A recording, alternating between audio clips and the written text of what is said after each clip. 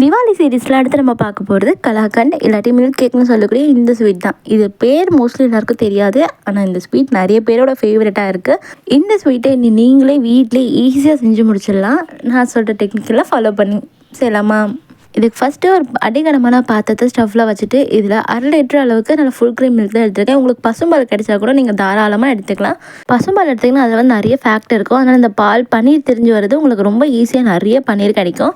So அதனால் முடிஞ்ச அளவுக்கு நீங்கள் பால் வந்து திக்காக இருக்கிற பாலாக பார்த்து சேர்த்துக்கோங்க. இப்போ இந்த பால் சேர்த்துட்டு கொஞ்சம் கூட நம்ம தண்ணி சேர்க்க தேவையில்லை. இது நல்லா காய்ச்சி அந்த நுரெல்லாம் ஏடா மாதிரி நல்லா திக்காக இருக்கணும். அப்போ தான் வந்து நம்மளுக்கு இந்த கலாகண்டு இந்த திரியாக இருக்கணும் அந்த ஒரு பக்கமும் வரும். இப்போ இந்த நுரைய எல்லாமே பாலில் சேர்த்து நல்லா மிக்ஸ் பண்ணி விட்டுக்கிட்டே இருங்க. நல்லா கொதி வந்ததும் இதில் 2-3 ட்ராப்ஸ் அளவுக்கு லெமன் ஜூஸ் சேர்த்து மறுபடியும் மிக்ஸ் பண்ணிக்கிட்டே இருங்க. இப்போ அந்த பால் கொஞ்சம் கொஞ்சமாக தான் தெரியணும். ஒரு ஏரியா நம்ம தெரிய வச்சிங்கன்னா அது வந்து வேறு மாதிரி டேஸ்ட் ஆகிடும், அது டெக்ஸ்சரும் வேறு மாதிரி ஆகிடும்.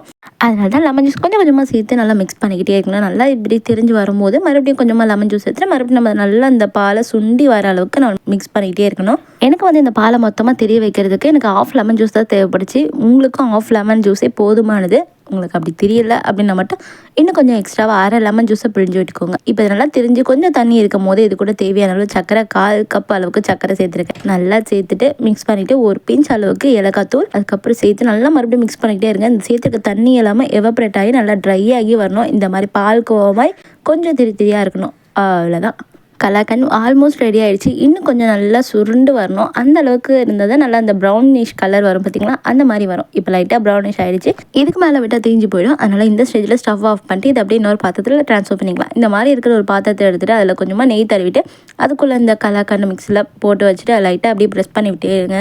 லைட்டாக அப்படியே செட் ஆகிடும். ஒரு 2-3 மணி நேரம் போல் அப்படியே செட் ஆக விட்டுருங்க. இதுக்கு மேலே வந்து நம்ம மூடி போட்டு ஒரு ட்ரை டவல் இல்லாட்டி ஏதாச்சும் ஒரு துணி போட்டு நல்லா கவர் பண்ணிவிட்டு அதுக்கப்புறம் நீங்கள் வெளியவே வச்சுருங்க. ஒரு 2-3 மணி நேரத்துக்குள்ளே நல்லா செட் ஆகி வந்துடும். நல்லா ஒரு 3 மணி நேரம் போல் கழிச்சிட்டு அதுக்கப்புறமா இப்போ ஓப்பன் பண்ணி பார்த்தா நல்லா சூப்பராக அந்த கலரும் இருக்கும்.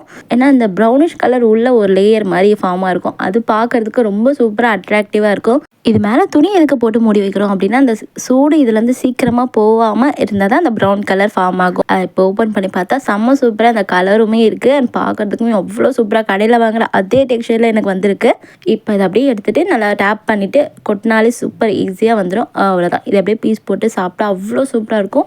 இதுக்கு மேலே எக்ஸ்ட்ராவாக கார்னிஷ்க்கு ஏதாச்சும் நட்ஸு இல்லாட்டி சீட்ஸ் அப்படியே பொடிப்படியாக கட் பண்ணி இதுக்கு மேலே கொஞ்சம் போல் அப்படியே தூவி விட்டு எடுத்து சாப்பிடும் போது அவ்வளோ சூப்பராக இருக்கும். சீரியஸாக சொல்கிறேன், எனக்கு வந்து அந்த கடையில் வாங்குகிற அதே டேஸ்ட் அண்ட் டெக்ஸ்சரில் வந்துச்சு. ஆனால் அது செய்கிறதுக்கு நமக்கு நிறைய பொறுமையும் அண்ட் கேஸும் நிறைய தேவைப்படும். அவ்வளோதான், இந்த ரெசிபி உங்களுக்கு பிடிச்சதா மறக்காமல் சர்வ் பண்ணி ட்ரை பண்ணிட்டு ஃபீட்பேக்கை கமெண்ட்டில் சொல்லுங்கள். அண்ட் இதே மாதிரி இன்ட்ரெஸ்டிங்கான வீடியோஸ்க்கு நம்மளோட பேஜை ஃபாலோ அண்ட் சப்ஸ்கிரைப் பண்ணுங்கள்.